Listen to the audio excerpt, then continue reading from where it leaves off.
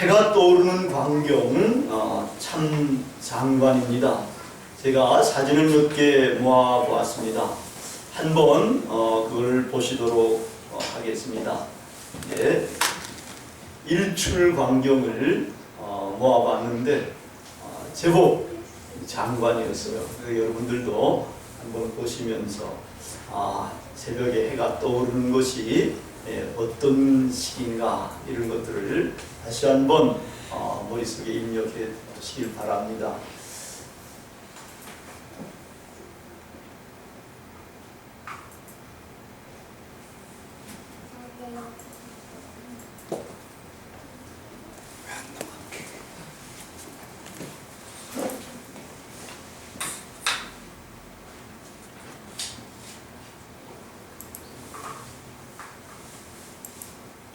우리 교회는 개척교회라서 이 수준입니다. 큰 교회에서는 이런 일이 없습니다. 탁 말하면 그대로 탁 뜨는 겁니다. 앞으로 그렇게까지 되면은 이제 점점 더 좋아질 수가 있게 될 겁니다.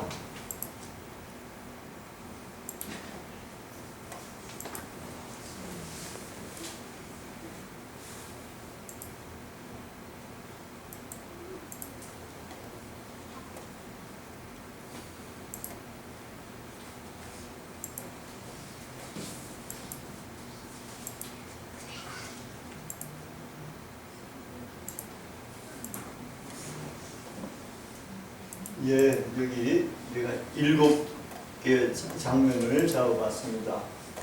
아주 멋있게 떠 있잖아요. 그 다음 거는 예, 지평선에 그렇게 수평선에 해가 떠오르는 장면입니다. 여기도 수평선에 떠오르는 모습, 여기도 이렇게 해가 떠오르는 그런 모습들이에요. 예, 이것도 아주 이글이글하게 물결을 헤치면서 떠오르는 것 같은 그런 장면입니다.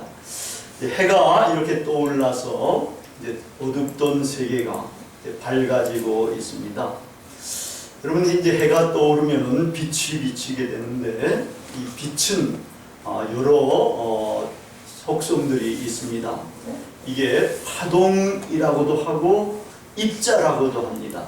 이 파동으로 빛이 갈 수도 있고 입자처럼 쏴서 갈 수도 있는 이런 특성도 있습니다. 이게 빛이 비추면 물론 이렇게 어두움이 밝아집니다. 어두움을 밝히는 속성도 있습니다.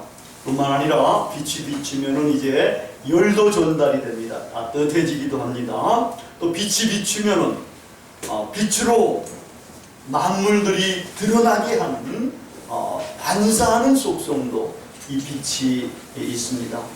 이 빛이 비추인 대상들은 그 빛을 사실은 반사를 합니다. 빛을 받은 모든 물체는 다 정도의 차이가 있지만 그 빛을 반사하는 겁니다. 달이 대표적인 그런 예입니다.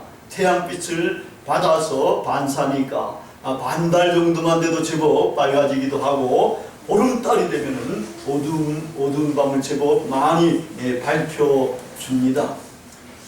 그렇다면은 빛을 반사하지 않는 것은 무엇이겠습니까? 뭡니다. 없음입니다. 존재가 없는 것만 빛을 반사하지 않습니다. 존재하는 것은 모두 다가 빛을 반사합니다. 먼지조차도 빛을 반사합니다. 오늘 본문 말씀도 빛의 이러한 속성을 어느 정도 내포하고 있습니다. 오늘 읽은 본문 말씀은 세 부분으로 이루어져 있습니다. 일어나라! 빛을 발하라! 라는 이 두 가지 명령. 그 다음에 그렇게 해야 할 이유가 따라옵니다. 내 빛이 이르렀고 여호와의 영광이 내 위에 임하였음이니라. 그 다음에 이제 그렇게 임한 이후에 빛을 발했을 때의 결과가 마지막 부분에 나옵니다. 나라들이 내 빛으로, 왕들이 내 광명으로 나오게 될 것이다. 대단한 말씀이라고 볼 수가 있습니다. 이 말씀의 직접적인 대상은 예루살렘과 거기에 거하는 이스라엘 백성입니다. 이전에 예루살렘과 그 백성들의 상황은 참 어려웠습니다. 그들은 하나님의 놀라운 구원의 은총을 받은 백성들 후손으로서, 그러나 하나님만을 제대로 섬겨야 했는데 하나님을 섬기는 대신에 가나안 땅에 정착하고서는 가나안들이 믿는 최고의 신, 풍요의 신 바알 신이나 아세라 목상들을 섬겼습니다. 하나님께서는 선지자들을 계속해서 보내시면서 그렇게 하지 말고 하나님만을 섬겨라고 이렇게 거듭 이야기했음에도 불구하고 돌아오지 않자 하나님께서는 마침내 그들을 버렸습니다. 이방 나라 아수르와 연이어서 발생한 바벨론이 이스라엘을 침공을 했습니다. 먼저 이스라엘, 북왕국 이스라엘이 멸망을 당하고 그 다음에 남왕국 유다도 멸망을 당했습니다. 예루살렘도 파괴가 되었습니다. 살아남은 자 중에서는 유력한 자들은 다 포로로 잡혀 바벨론으로 끌려가서 거기서 종살이를 했습니다. 그들은 그 지배자들의 미움도 받았고 압박과 서름 속에서 살아갔습니다. 강포와 황폐와 파멸이 이스라엘 전역을 휩쓸었습니다. 거기에 살던 사람들은 흑암과 사망의 그늘에 거하게 되었던 것입니다. 사람이 큰 어려움을 충격적으로 겪게 되면 눈앞이 캄캄하다, 앞길이 막막하다, 암울하다 등등으로 표현을 합니다. 자녀들을 여러 명 놓아놓고 가장이 젊었을 때에 소천하게 되면 아내는 살 길이 막막하다 라고 표현합니다. 일제치하의 절망적인 상태의 어두움을 우리는 암울하다라고 표현도 했습니다. 노예선에서 팔려가는 흑인들의 고통은 죽음과 같은 그러한 흑암으로 표현할 수 있을 것입니다. 군사독재 시절에 민주가 그렇게 열망되던 시절에 김민기 씨는 금관의 예수에서 어두움을 태양도 빛을 잃어 캄캄한 거리라고 표현을 했습니다. 이러한 여러 종류의 어려움들이 흑암, 어두움이라고 말할 수가 있을 것입니다. 이처럼 흑암, 어두움은 빛이 없는 물리적인 어두움만은 아닙니다. 심리적인 어두움도 있습니다. 실존적인 어두움도 있습니다. 영적인 어두움도 있습니다. 이스라엘은 이러한 모든 어려움 속에 말하자면 두려움과 슬픔, 절망과 불확실성의 어두움과 사망의 공포, 그리고 영안이 닫혀져 있는 영적인 캄캄함 속에 살고 있었던 것입니다. 그러한 그들에게 하나님께서는 선지자를 통해서 회복과 구원을 약속해 주십니다. 그 약속이 오늘 읽은 본문 말씀 이하에 계속 나오고 있습니다. 이사야서 60장을 여러분들이 읽어보면 그 약속이 어떠한 약속인지 알 수가 있습니다. 하나님께서는 그들을 불쌍히 여기셔서 포로에서 해방시켜서 귀환하게 하여 영광으로 빛나게 해주실 것이라고 약속을 하십니다. 또 그들에게 은혜를 주시어 모든 두려움과 슬픔, 절망과 불확실성의 어두움과 사망의 공포는 사라지고 밝음과 생명과 영광과 아름다움과 기쁨으로 가득하게 하여 영원히 그 땅을 차지하게 해주실 것이라고 약속을 하십니다. 그것도 때가 되면 여호와 하나님께서 속히 이루어 주실 것이라고 말씀을 하셨습니다. 이러한 약속은 우선은 바벨론 포로에서의 해방과 고국으로의 귀환, 그리고 번영을 이야기를 하는 것입니다. 그렇지만은 그것으로 끝나는 것이 아닙니다. 종말에 일어날 일을 예표하는 그러한 약속이기도 합니다. 종말에는 하나님의 백성 이스라엘 위에, 새 이스라엘 위에 하나님의 영광이 가득하게 되어서 정말 아름다운 삶을 살 수가 있게 된다는 것입니다. 하나님께서 약속하신 대로 이 약속이 이루어지는 것은 예수님의 탄생으로부터 시작을 합니다. 하나님께서 약속하신 대로 이스라엘에게, 예루살렘에게 이제 영광의 빛을 비추어 주시기 시작합니다. 이 영광의 빛은 예수 그리스도십니다. 시몬이 아기 예수님을 보고는 이방을 비추는 빛이요 주의 백성 이스라엘의 영광이라고 찬양을 했습니다. 예수님은 어두움을 밝히는 세상의 빛입니다. 그분은 흑암과 사망의 고통 가운데 이제 있는 사람들에게 진리의 빛을 비추어 주셔서 구원하여 빛의 아들로, 빛의 자녀로 삼으시려고 하셨습니다.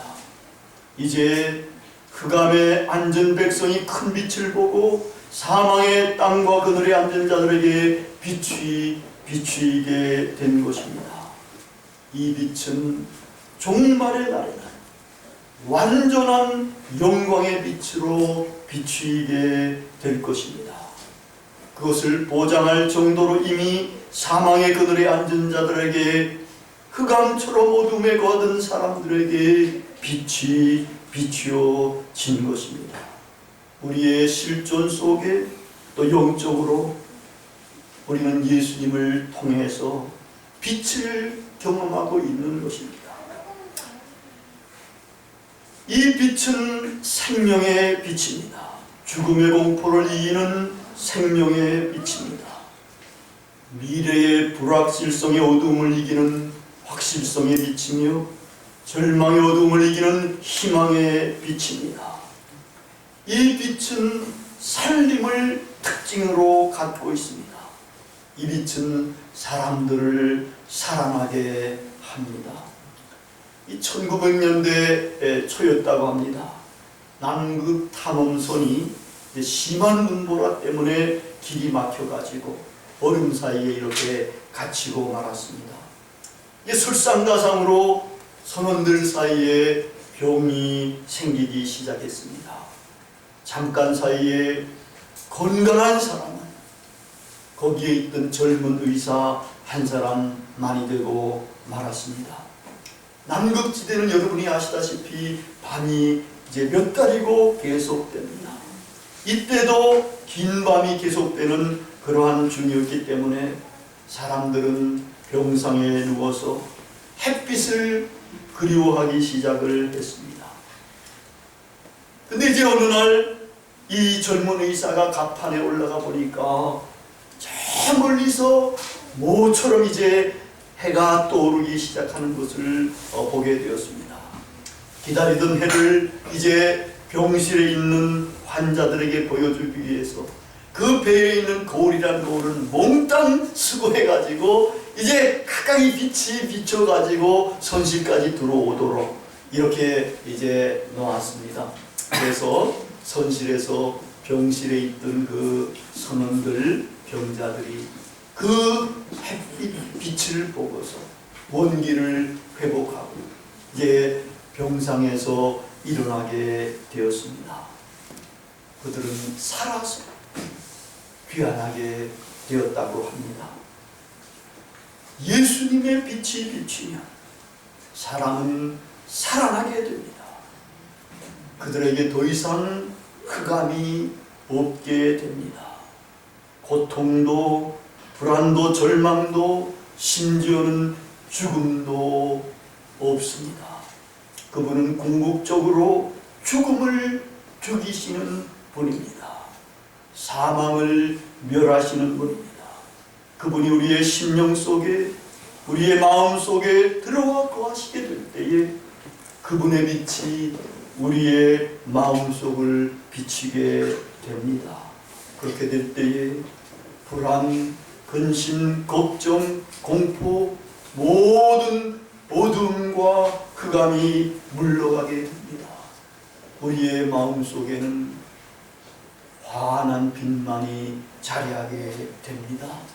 세상에서 맛볼 수 없는 기쁨과 평화 마음속에 넘치게 될 것이며 우리가 어떻게 살아가야 하는지에 대해서 밝히 알려주고 계시는 것입니다. 이 빛은 영광의 빛입니다. 하나님의 모든 영광으로 옷 입은 그 영광입니다. 예수님의 영광이 얼마나 지극한지 우리는 잘 알지 못합니다. 그러나 그분의 영광스러운 모습이 부활의 몸으로 우리에게 잠깐 보여주셨습니다. 예수님의 그 영광은 재림시에 완전하게 드러나게 될 것입니다. 이 놀라운 영광의 빛이 우리에게 비쳤습니다. 우리는 여기서도 그 영광을 어느 정도 맛볼 수 있습니다. 그러나 종말에 그의 완전한 영광에 우리도 참여하게 됩니다. 제가 보니까 이렇게 성결신문 신년 특집에 우리 조그마한 길벗교회 1년이 된 길벗교회가 거기를 장식하게 된 것, 이것도 조그마한 영광의 빛에 해당이 되는 것입니다. 하나님께서 앞으로 얼마나 영광으로 옷 입혀 주실지 모르는 것입니다. 이제 이러한 예수님의 빛이 우리에게 비치면 우리는 먼저 일어나야 합니다. 여러분, 일어난다는 것 어떠한 때 일어나는 겁니까? 자려고 누웠다가 깨어나서 일어나지 않습니까? 그죠? 또 여러분처럼 지금 앉았다가 일어나는 겁니다. 예수님께서도 보니까 이렇게 중풍병자, 이 침상에 누워밖에 움직일 수 없는 그 중풍병자에게 일어나라 명령하셔서 일으켜 세우십니다. 또 잘 걸어다니지 못하는 안전뱅이에게도 일어나라 해서 일어납니다. 이것은 영적으로 잠들어 있거나 죽은 상태에서 일어나는 것을 시사를 합니다. 예수님의 빛이 비추이면 잠자던 영이 깨어나게 되고 죽은 영이 살아나게 되고 영적인 대각성이 우리에게 일어나게 되는 겁니다. 그분의 빛이 비치면 우리의 영혼이 소생하게 됩니다. 유명한 시편 23편의 말씀처럼 우리의 영을 소생시켜 주시는 것입니다. 우리도 주님의 빛을 받아서 우리의 영이 소생해야 하는 것입니다. 다음으로 일어나면 이제는 빛을 발해야 합니다. 그분의 빛을 받은 우리는 그분의 빛을 반사하는 빛을 발해야 합니다. 그분이 비추신 빛을 반사해야 우리는 영광스러운 세상의 빛이 됩니다. 바로 여러분들이 세상의 빛이다. 예수님은 이렇게 산상보훈에서 이야기를 하셨습니다. 세상의 치리자들, 대통령들, 높은 권세가들, 재벌들이 세상의 빛이 아니라 바로 여러분들이, 예수님의 빛을 바라는 여러분들이 세상의 빛이라는 것입니다. 빛을 발하지 않으면, 빛을 반사하지 않으면 뭡니다. 어둠입니다. 없음입니다. 살아있다나 산 것이 아닙니다. 빛을 받지 못한 것이 됩니다. 사랑하지 못한 것이 됩니다. 빛을 받아 살아난 존재는 빛을 바라게 되어 있습니다. 빛을 어느 뭐든지 반사하게 되어 있다는 것입니다. 괴테는 그의 작품 예술과 도전에서 더러운 진흙도 햇빛이 비치면 반짝인다고 썼습니다. 그 말씀처럼 어둠 속에서 헤매던 진흙과 같은 우리도 예수님의 빛이 비치면 반짝이게 됩니다. 죄인의 괴수라고 할 만한 사울에게서도 예수님의 빛이 비칠 때 그는 빛나는 사람 바울이 되었던 것입니다. 우리도 주님의 빛을 반사해야 합니다. 밝음의 빛, 생명의 빛, 영광의 빛을 발해야 할 것입니다. 그분은 낮은 곳에 임한 분입니다. 가장 높으신 분으로서 가장 낮은 곳에 임하신 분입니다. 그분은 가장 약한 자의 친구가 되어 주신 분입니다. 그래서 그 친구를 위해서 목숨까지 버리십니다. 사랑이 모든 것이 된 그런 분이었습니다. 그분의 빛은 이러한 모습을 갖고 있는 것입니다. 우리도 그분을 본받아야 합니다. 그분처럼 낮아져야 합니다. 우리도 그분처럼 가장 약한 자의 친구가 되어야 합니다. 그분처럼 사랑이 모든 것이 되어야 합니다. 그러면 진흙 같은 우리도 찬란한 빛을 발하게 되는 것입니다. 사랑하는 길벗교회 성도 여러분, 지금 대한민국은 혼용 무도해서 제법 어둡고 사회도 제법 암울하다고 합니다. 헬조선 같은 그런 말도 나도는 것을 보면은 제법 그렇다고 볼 수 있습니다. 세계의 경제 침체의 쓰나미도 다가오고 있습니다. 이렇지만 우리는 용기를 잃을 필요는 없습니다. 우리의 희망이며 우리의 영광이며 우리의 빛인 예수님께서 우리에게 임하셨습니다. 일어나 빛을 발하면 됩니다. 먼저 예수님의 빛을 받아야 합니다. 내 내면에 어둠이 있는지 없는지부터 검토를 해야 합니다. 주님이 내 마음속에 주님으로 거하시면 내 마음속에는 절대로 어둠이 있을 수가 없습니다. 이제 내 내면이 밝아져야 합니다. 그리고 그 예수님의 빛을 받아서 반사를 해야 합니다. 어둠이 깊을수록 조그마한 빛도 더 빛나게 됩니다. 우리가 주님의 빛을 받아서 반사하게 될 때에 이사야서 60장 3절의 말씀처럼 어둠과 사망의 그늘에 있던 사람들이 우리의 빛으로 비치는 우리의 광명으로 나오게 될 것입니다. 일어나 빛을 발하라. 이는 내 빛이 이르렀고 여호와의 영광이 내게 임하였습니다. 아멘. 다 같이 기도하시겠습니다. 사랑하시는 아버지 하나님, 감사합니다.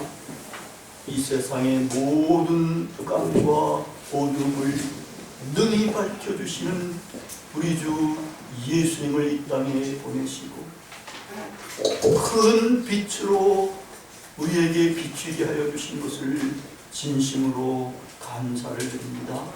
이제 우리는 마음문을 활짝 열고 이 세상의 빛 되신 예수님을 우리의 마음속에 영접함으로 말미암아 우리의 심리적인 불안과 어두움, 우리의 실존적인 불안과 어두움, 이 사회적인 불안과 어두움을 다 극복해 갈 수 있도록 도와주시고, 이제는 주님의 빛을 받은 저희들로서 주님을 본받아서 이 땅에 그 빛을 반사할 수 있는 저희들 될 수 있도록 축복해 주시기를 원합니다. 담대하게 일어날 수 있게 하시고, 담대하게 주님의 빛을 발할 수 있는 저희들 될 수 있도록 축복해 주셔서 우리 교회가 점점 더 창대케 될 수 있도록 도와주시고, 많은 사망과 죽음의 어둠 가운데 있는 사람들이 우리의 빛으로 비추는 우리의 광명으로 나올 수 있도록 축복해 주시옵소서. 감사드리오며 예수님의 이름으로 기도드리옵나이다. 아멘. 아멘.